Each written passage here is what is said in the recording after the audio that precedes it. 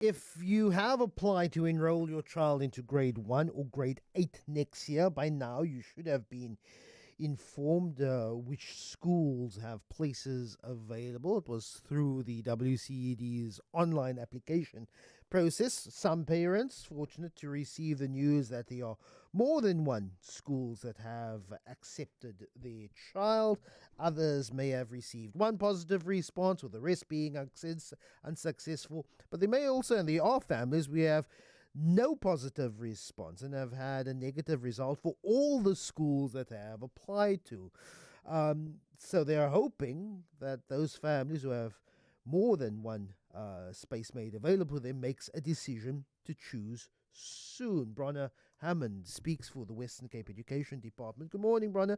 Really appreciate your time. As of now, where does the WCD school placement process? I know by last week, I think it was last Monday, parents have been informed whether or not their child has been accepted at the schools that they have selected.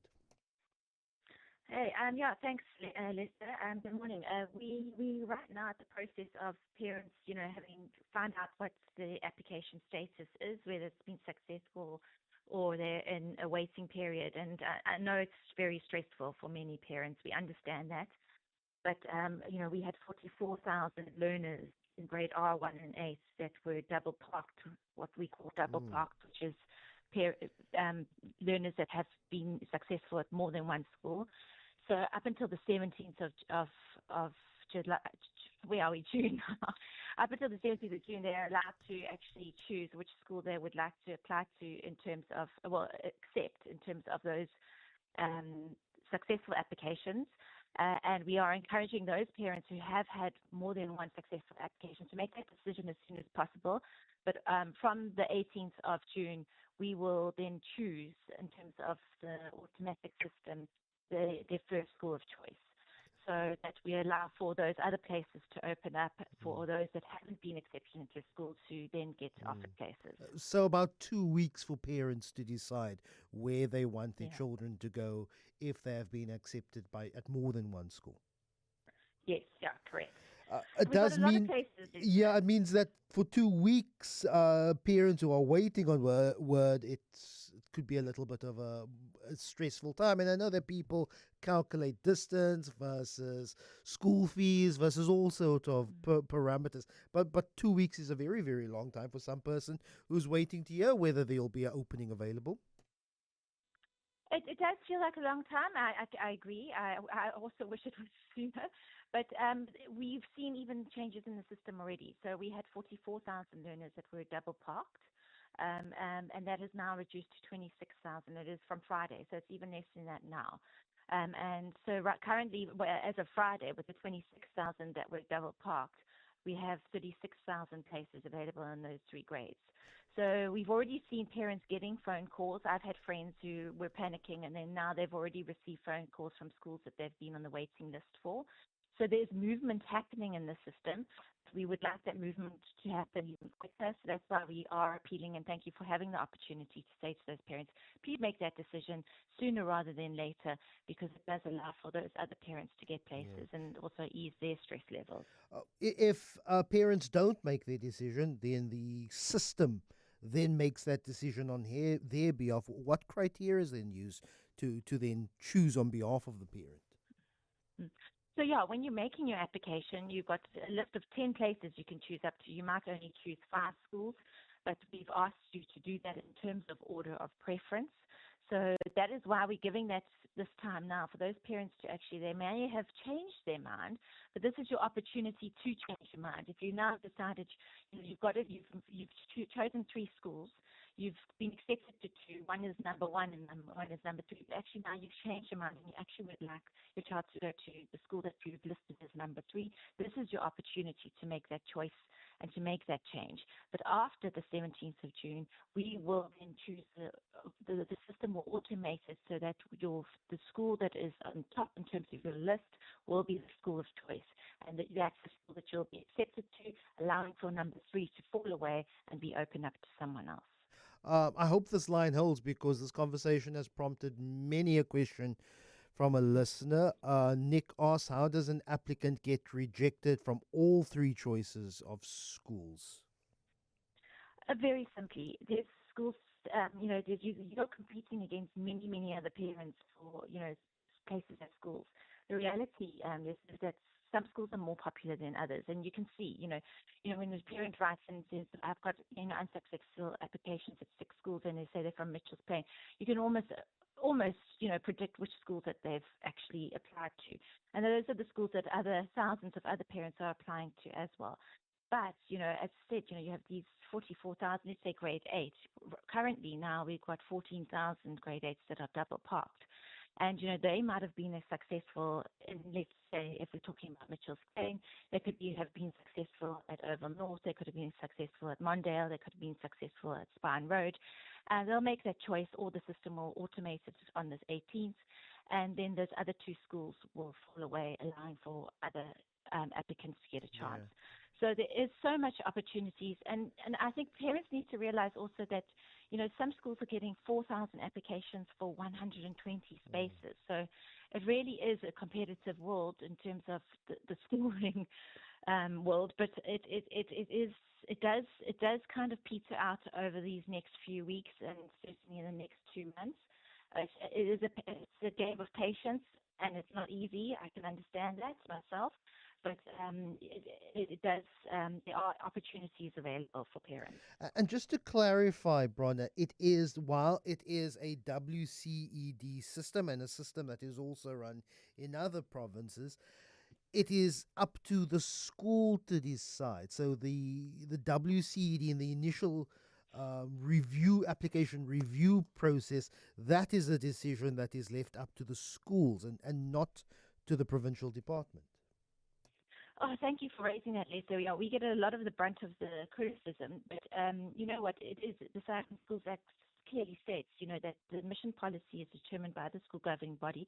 They make the choices in terms of, the applications that they receive using our system, and then they determine, who gets into their school, who gets accepted, and then they've got a waiting list.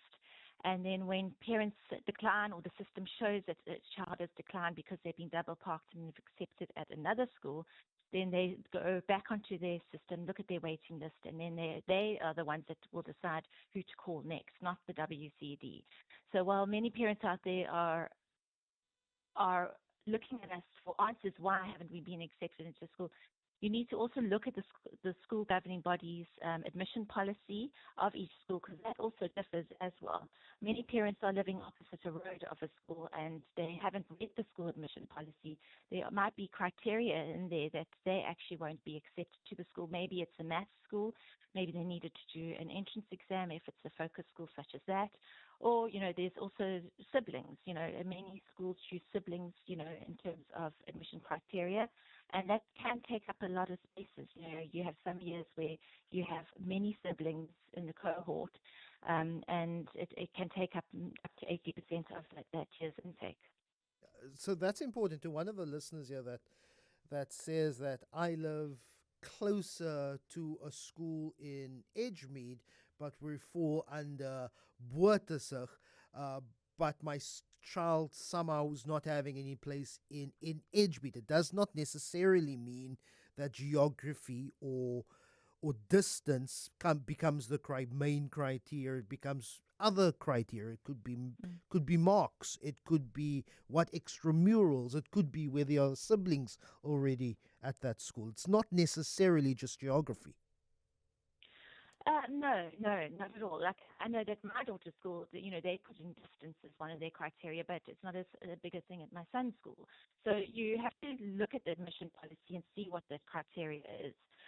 And then also, it depends. We do not have feeder zones as the Western Cape Education Department. We do not determine that a child must stay in Boertesig or Edgemead, and the school is determined. But because of the law and the South African Schools Act and the privileges of school governing bodies to determine their admission policy, they can put in those kind of criteria. However, for example, if we had to do feeder zones such as that, we would be in a situation where our schools in Sea Point, for example, would be empty. We've got many schools in the Atlantic Seaboard or in the City Bowl that actually have learners that are traveling in, commuting in every day for their education rather than going to schools in the specific community. So we allow for that open access as well. Very finally, Bron, have connected to geography and distance. Whose job is it to verify whether children are in fact living in an area that is in what the school considers to be a catchment area? We have cases where people have given friends and relatives addresses. Whose job it is it to verify? Well, it would be this. It's a hard one because if you ask for proof address, would want a municipal bill, and that would be more difficult to kind of forge in terms of you using a friend's address or so forth. But that would be up to the school governing body, and we do see parents taking advantage of that. But yeah, that's why we would prefer something like a municipal bill for proof of address. This is the very last question, Bronagh, but plenty of questions coming through. But if you look on the website and a school says overprescribed, what are the signs on the website that could indicate to a parent, well, another school is waiting on parents to decline, and then place would open up, and then there may be an opportunity? Do they call the school to ask, or do they monitor what the status bar says online? Well, my advice to listeners out there is to contact the school, ask them to be on the waiting list, that you're still interested. You would like to still be on the waiting list, and you will need to wait then for the school to then contact you. You can look onto the website and you can keep on checking there if there's been an update there. You may get a phone call from the school.